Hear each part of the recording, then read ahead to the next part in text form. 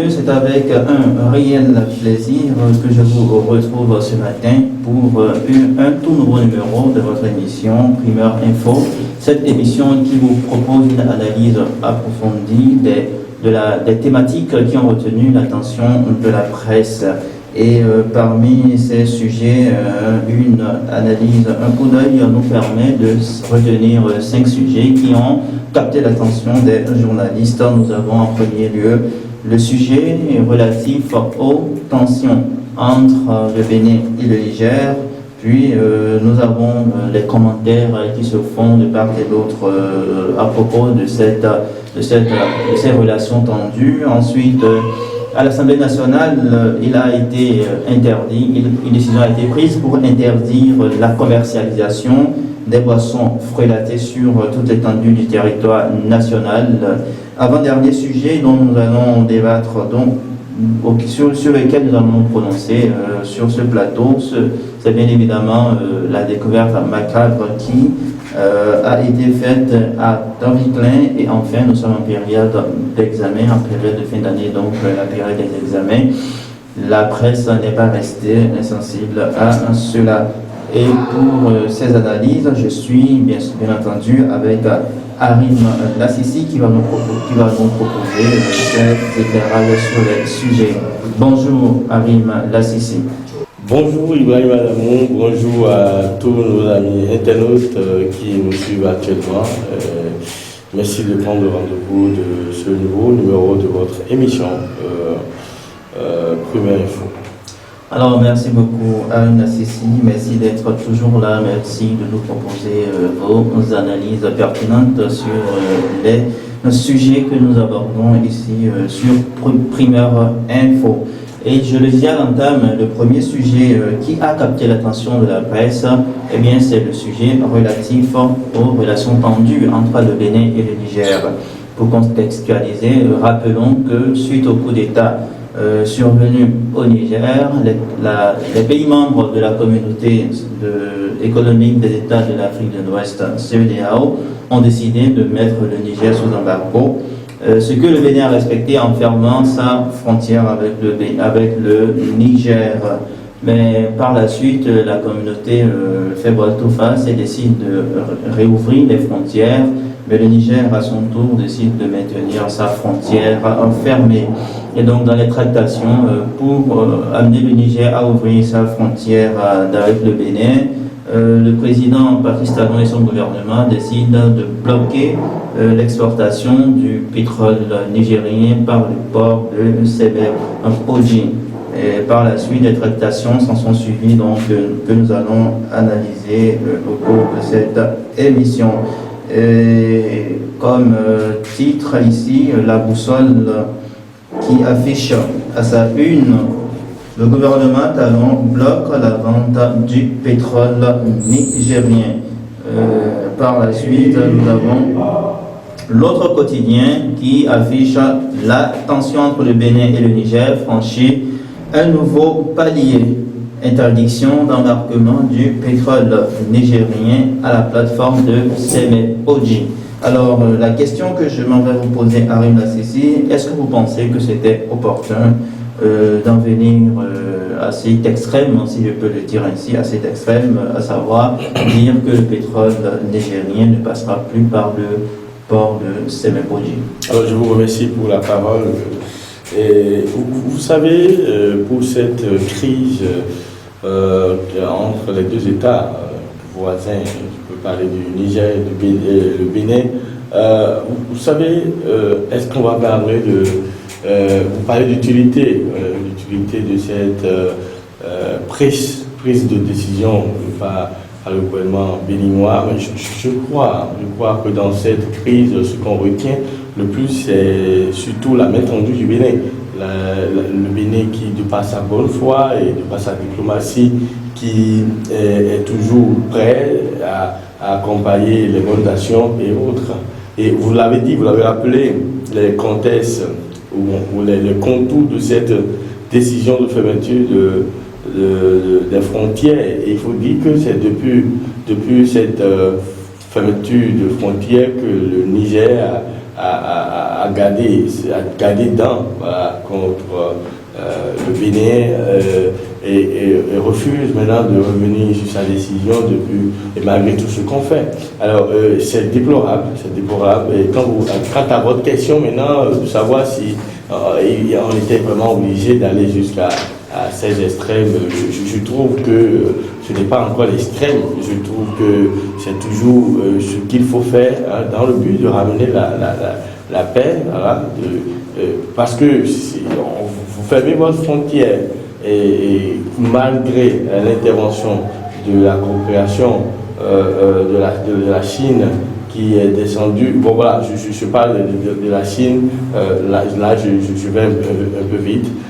Alors, qu'il vous souvienne que la CEDEAO, le président du Bénin est le porte-parole du président de la CEDEAO.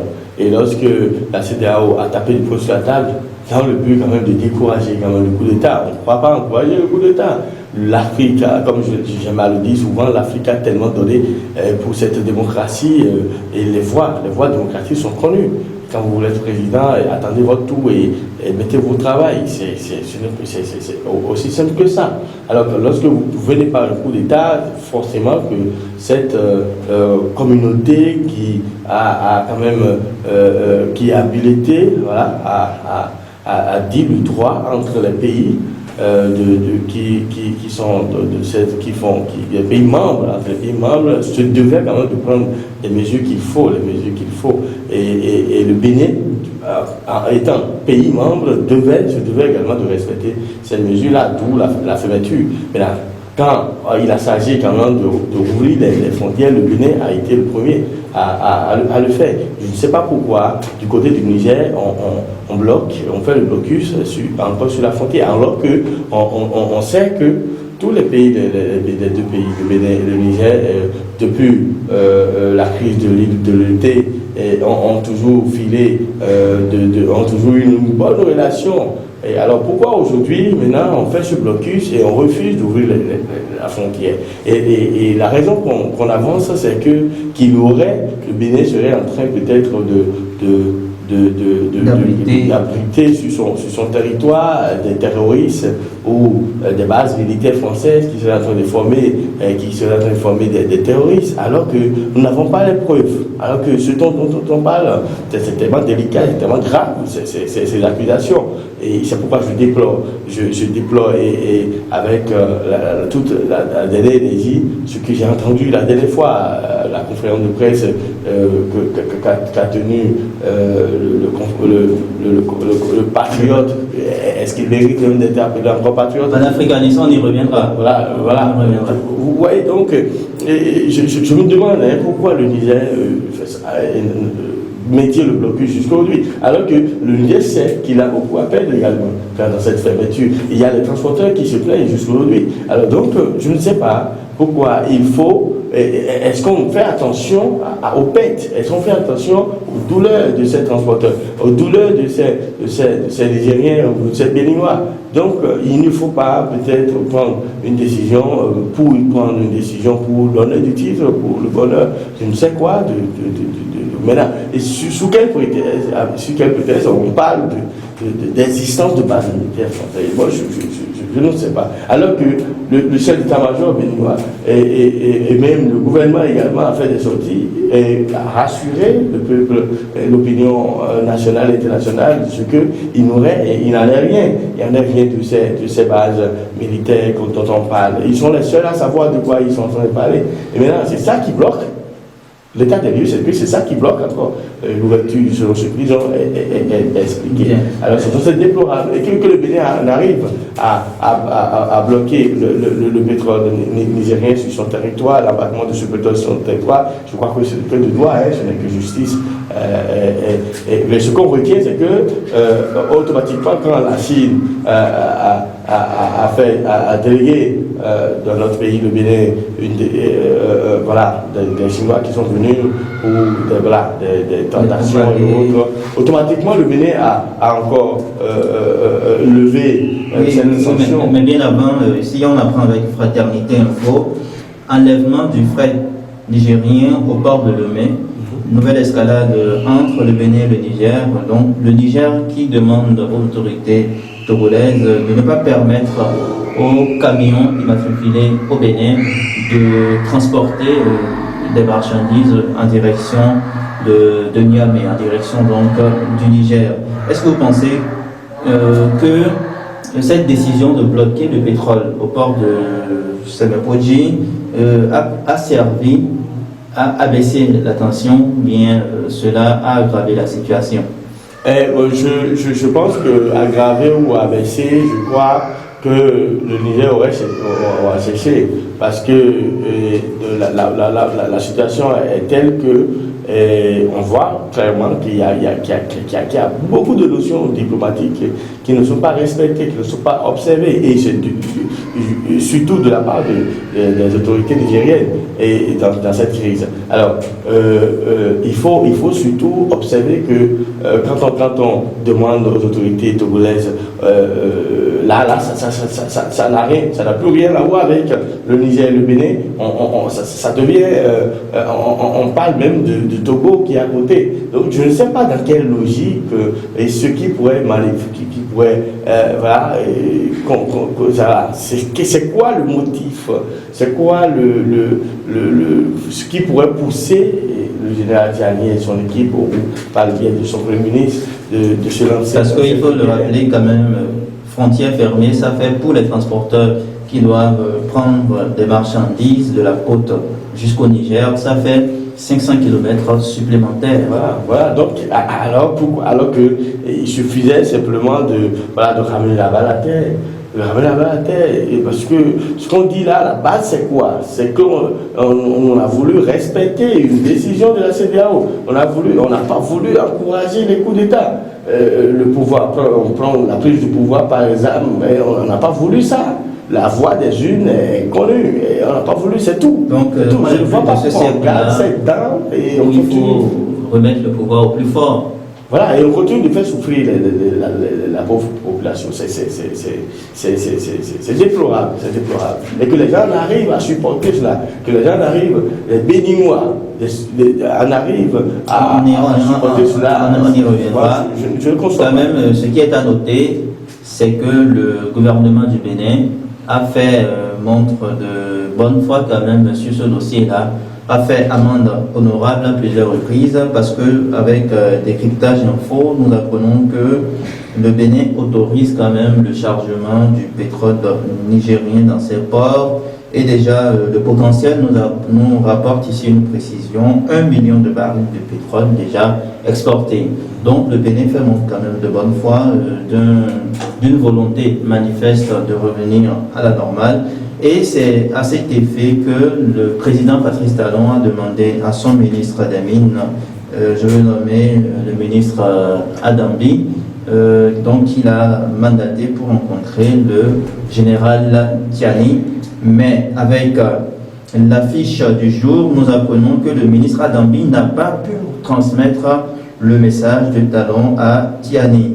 Il y a également Fraternité qui rapporte que Talon diplomate, Tiani inflexible, le ministre Adambi ignoré à Niamey avec le message du chef de l'État. Donc visiblement toutes les tractations diplomatiques entreprises par le Bénin pour normaliser sa situation avec le Niger sont à l'échec. Alors là maintenant, de votre point de vue, qu'est-ce qu'il faut faire? Alors, comment est-ce que vous appréciez cet entêtement du Niger, ce refus catégorique du Niger, et comment est-ce qu'il faut faire quand même pour ramener la balle à terre? Alors, je l'ai déjà dit, je le rappelle encore, depuis le début de cette crise, le Bénin a fait ses preuves de bonne foi. Le Bénin s'est toujours illustré par sa bonne foi, d'accord, sa volonté déterminée de quand même ramener la balle à terre, de revenir à de meilleurs sentiments. Et le côté nigérien, c'est plutôt côté du Niger que ça ne marche pas, ça ne prend pas encore. Et je ne saurais le dire. Qu'est-ce qu'il faut faire maintenant pour les amener à... Parce que ce qu'ils déplorent quand on les écoute, c'est que le Bénin, alors que le Niger a déjà donné un ultimatum, il a déjà même sorti de son territoire les militaires français et autres. On pense que le Bénin serait en train d'abriter les terroristes qu'on serait en train de former pour aller attaquer le Niger. Moi, je parle d'un montage, parce que jusqu'aux dernières nouvelles, on n'en a pas. On n'en a pas sur notre territoire, des bases militaires françaises, on n'en a pas du tout. Et voilà, si on a en croire au chef d'état-major du Bénin et aussi le porte-parole du gouvernement, Wilfried Oumouedji, qui quand même n'est pas parti du dos de la cuillère pour expliquer quand même à l'opinion publique qu'il n'y a pas de base militaire française sur notre territoire. Donc, à partir du moment, le Niger, ce que je pourrais peut-être, banal, que je pourrais peut-être prêter ou conseiller au Niger, c'est au lieu de se mettre dans ce mutisme et autres et de faire souffrir la population, et il vaudrait mieux peut-être de mandater une délégation qui viendrait au pays, faire l'enquête, petite enquête pour voir si également le Bénin abritait des bases militaires françaises sur son territoire. Je ne vous arrête pas, Harim Lassisi, mais est-ce que le Bénin n'a pas le droit de nouer des coopérations militaires avec les pays qu'il souhaite? Étant donné que notre État est souverain, on est indépendant, oui, on le peut. Et récemment même, on a eu la visite d'une délégation de l'armée américaine qui était sur notre territoire, qui a rencontré le président Patrick Talon et tout. Oui, on peut le faire, mais dans le cas d'espèces, là où nous sommes tout de suite, il n'y en a rien. Ce n'est pas un prétexte qu'on est en train de chercher. Est-ce que ce n'est pas des palliatifs qu'on est en train de chercher juste pour prouver, pour expliquer sa méchanceté? Parce que, j'ai envie de. Je pèse bien mes mots, je parle de méchanceté, parce que je parle de mauvaise foi également, parce que s'il y a de la bonne foi du côté du Bénin, c'est ce qu'on note du côté du Niger, c'est de la mauvaise foi. Et on fait souffrir les transporteurs, on fait souffrir les commerçants et les commerçantes. Alors, au profit de quoi? Au profit de quel intérêt? On le sait. Alors, donc, le problème, c'est véritablement, on demanderait au général Tchani et son équipe, et son gouvernement, de quand même voir les choses autrement, de reconsidérer leurs décisions et pour le bonheur des peuples, le bonheur des populations et des deux pays qui ont toujours eu une bonne relation depuis le début. Voilà. Merci beaucoup, Harim Lassisi. Donc, vous l'aurez compris, cette situation tendue entre le Bénin et le Niger n'arrange aucune partie, mais alors aucune. Et il convient donc que chaque partie, bien sûr, le Bénin est en train de montrer sa bonne foi, le Bénin est en train de mener des actions pour rétablir la situation. Et nous souhaitons vivement que le Niger s'aligne dans la logique du Bénin pour rétablir dans le plus bref délai la situation entre les deux pays. Mais Harim Lassisi, ce qu'on note quand même autour de cette affaire, c'est qu'il y a des Béninois, des gens qui ont la nationalité béninoise, qui sont en train d'œuvrer actuellement et leurs actions ne sont pas pour un retour immédiat à la normale. Et parmi ceux-ci, nous avons Kémy Séba, un illustre panafricaniste, pour ne pas dire le plus illustre sur le continent africain, qui se rend au Niger, rencontre le général Tchani et qui, par la suite, tient une conférence de presse où il dit que le Bénin abrite une base militaire aux fins de nuire au Niger. Et à ce propos, le journal de Matinal nous affiche ici tension entre le Bénin et le Niger. Kémy Séba, un antipatriote qui se révèle. Mais il n'est pas seul. À la suite de Kémy Séba, nous avons quand même, dans cette entrefaite, écouté le ministre Agbenonsi, l'ancien ministre Agbenonsi, ancien ministre des Affaires étrangères, qui s'est exprimé également sur la décision du Bénin et qui est allé contre quand même la décision prise par le gouvernement du président Talon. Et le quotidien nord-sud parle plutôt d'Agbenonsi qui étale son ingratitude contre Talon. C'est également ce que nous relevons avec la boussole. Mais ces deux sorties, aussi bien la sortie de Kémy Séba que celle de Agbenonsi, ne sont pas restées sans réaction de la part des partisans du président Patrice Talon et le quotidien Naciara qui nous informe ici que Kémy Séba fait face au front des nationalistes. On voit ici afficher à sa une et Bertin Corvi, notamment donc, qui a pris la parole pour condamner les propos de Kémy Séba. Comment est-ce que vous jugez ces propos de Kémy Séba? Alors, Kémy Séba, panafricaniste, oui, mais j'ai envie de dire qu'il y a quand même des limites à tout ce qu'on fait. C'est un personnage que j'ai du mal à suivre, dans ses